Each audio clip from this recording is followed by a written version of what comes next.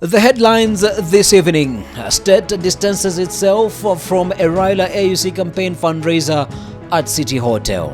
Atwoli blames CS Murkomen after aviation workers strike over Adani's JKIA takeover. Plus, the president did not meet ODM members of parliament.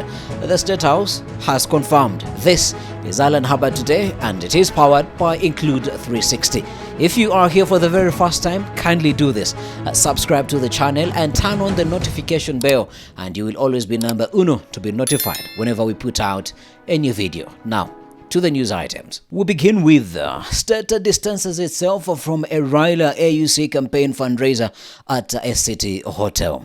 The government has distanced itself from a fundraiser scheduled for Wednesday, September 18th, ostensibly to raise money in support of Raila Odinga's Africa Union Commission chairmanship bid. Organizers of the event, calling themselves Friends of Baba Foba, indicated in invitation cards that attendees will have an evening at a Nairobi hotel. However, Foreign Affairs Principal Secretary Korir Singoway was quick to distance the government from the fundraiser. What kind of picture does this paint? If other candidates see or hear that Raila Odinga is raising money in a hotel somewhere for his African Union chairmanship campaign, will he even be taken seriously as a candidate? What type of picture or what picture will be painted about Kenya as a country after all that flamboyant launch that Kenya did? Because I don't even know if other African countries, other East African countries and nations have been able to launch their candidates' bids in a magnitude just like that of Raila Odinga. Or this is what you would call outright greed by some members of the secretariat, if I might say, or just the greed of some people who are around Raila Odinga. And if he might have had anything to do with this fundraiser in terms of planning it, boy, oh boy, selfishness all over. Away from Raila Odinga, now to JKIA saga. Atwoli blames CS Murkomen after aviation workers strike over Adani JKIA takeover.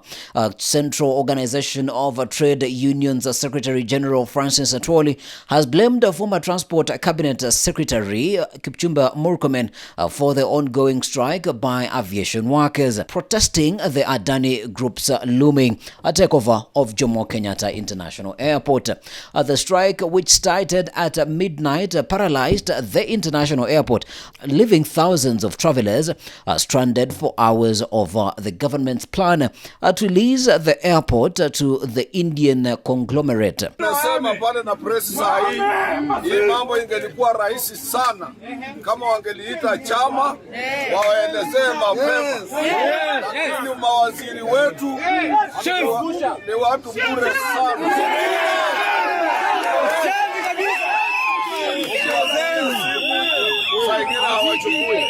Lakini kitu wanataka wajue katika nchi hii, waambie baba wafanyikazi ni part and parcel of the system. Since the airing of this video, the workers at JKIA have slowly started going back to work. That is something that can be confirmed, but it is not clear just as yet if their worries have been averted and cleared.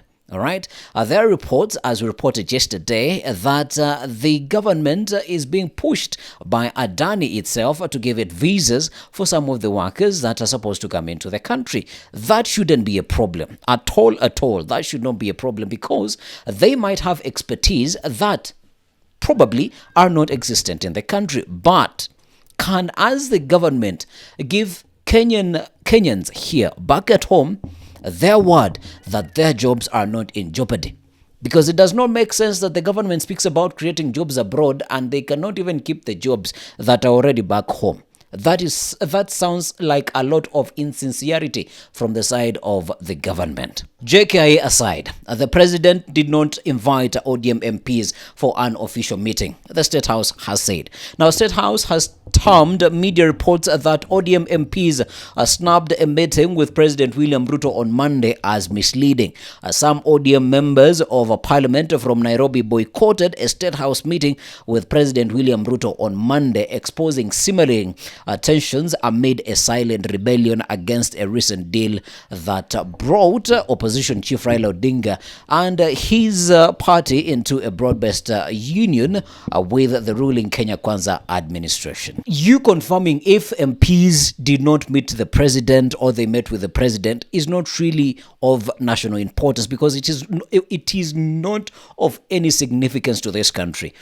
The key thing that is important to this country is the government, through the responsible parties, being able to communicate on things that are really important, such as the previous story that I just shared, the Adani takeover of the JKIA. Who met who met what did they do, what did they talk about? It's not really of importance, because as far as many Kenyans are concerned, the government is working with the opposition party. So if they met, if they did not meet, it's not really important. But just to add on to the reports, it is said that the president on Monday was in Kibera launching inspecting, because the government has decided to inspect a whole lot of projects that they have launched ever since they came into power. And the president was in Kibera, and after that inspection, he headed to the State House, and he had, as it is termed by the State House spokesperson, a loose or a less formal lunch with some MPs from ODM. These include Aladwa, Beatrice Elachi, and one other MP that I don't remember his name. But apparently, it is said, per the report of the Daily Nation, that the president had also invited other members of parliament. So if they did not show up, that's no big deal. But please, please, please, government, make sure that you keep the country posted on key important issues. Away from State House now to billions to count fish. Members of parliament were shocked to learn that the Ministry of Mining, Blue Economy and Maritime Affairs spent 1.6 billion in the fiscal year 2023-2024. All right, to assess the state of fish in the Indian Ocean. Blue Mining CS Hassan Ali Joho and PS Mudhoni Njagi were called before the National Assembly's Departmental Committee on Blue Economy, Water and Irrigation to explain whether the country received value for the money spent on the exercise. Sometimes you cannot just make up these news items. Yeah, you can. If you did not hear it, you could say that it is a story out of a fiction book. Okay, I'm not an expert on maritime issues, but how do you count fish? Yeah, you can count, literally you can count fish in a mud pond that you have made in your backyard. You can, because it's you who put that fish there. And you put 100 or 1,000 fingerlings in there. Indian Ocean, you want to count fish in the Indian Ocean? Okay, give us the numbers. How many are they? Yeah, give us the numbers. How many are they? And you see, this is sometimes the hardest thing of becoming a person in government, because now, honestly, what explanation is Ali Hassan Joho going to give? Okay, the PS can give some explanation because she has been the accounting officer for the ministry, even though there was a change of CSS. But god damn it. Away from counting fish, yeah, it seems like it is a demonstration galore. Listen to this. Fresh lecturers strike looms as UASU issues a 7-day notice.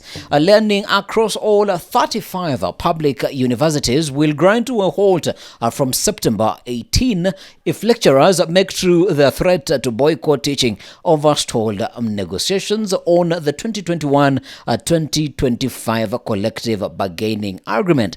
University Academic Staff Union UASU Secretary General Constantine Wesong says the Inter-Public Universities Council Consultative Forum has been taking them in circles since September 4, 2020, when they first submitted their pay proposals for the CBA. I can only dread to be the president right now. I can only dread to be the minister of education right now, because if it is not primary teachers, it is secondary teachers. If it is not secondary teachers, it is university lecturers. If it is not university lecturers, it is the students themselves about the funding model for university fees. What really is working in this country? Tell me. Take a moment in the comment sections and tell me what is really working in this country. Away from UASU now to across Africa and in Senegal. Our president initiates a process of dissolving parliament. Senegal's youngest president, Bassirou Diomaye Faye, who took office on March 24th, 2024, is setting the stage for a major political shift by dissolving the National Assembly. His agenda focuses on fighting corruption, injustice and poverty, as well as emphasizing Senegal's sovereignty in foreign policy. But this is getting to a halt. Why? With the opposition controlling the National Assembly, Faye and his Prime Minister Ousmane Sonko are seeking a parliamentary majority to implement their Pan-African and social justice policies. Remember, when Senegal went to the election early this year, the President Faye, Diomaye Faye, was in jail. And his Prime Minister, Ousmane Sonko, was also in jail. So, them as a political party that they were running with, or Faye, the party here that he was running on with, had not prepared themselves properly to run in an election. So they got lucky and won the election, but they had not prepared themselves properly in the grassroots elections. Hence, they did not perform very well in the parliamentary elections. So, the opposition has majority in parliament. If you want to pass laws, as it has been seen across all political divides across the world, that if the opposition is in charge of parliament, it is going to be hard for you to pass the laws that you have or that you want. But after the president of Senegal got clearance, so guess what? You can dissolve parliament, and the dissolving of parliament gives Faye an opportunity to make sure that they mobilize properly with their political party, go back to elect members of parliament, and then once that is done, they only hope that they come back victorious in that election and they have a majority and they can pass all the legislation that they would want to pass in this in Senegal. And it will be very interesting because it has quoted the foreign policy of Senegal. It is really interesting to see what happens after the dissolution of parliament happens and what next will be the policy of Senegal on matters foreign affairs. That's all we've had for you this beautiful evening. If you are here for the very first time, kindly do this. It's a kind request. But it's a request that could go a long way. Yeah. Kindly subscribe to this YouTube channel and turn on the notification bell so that you are always number uno to be notified whenever we put out a new video. Remember, Island Harbor today is powered by Include 360. Good evening.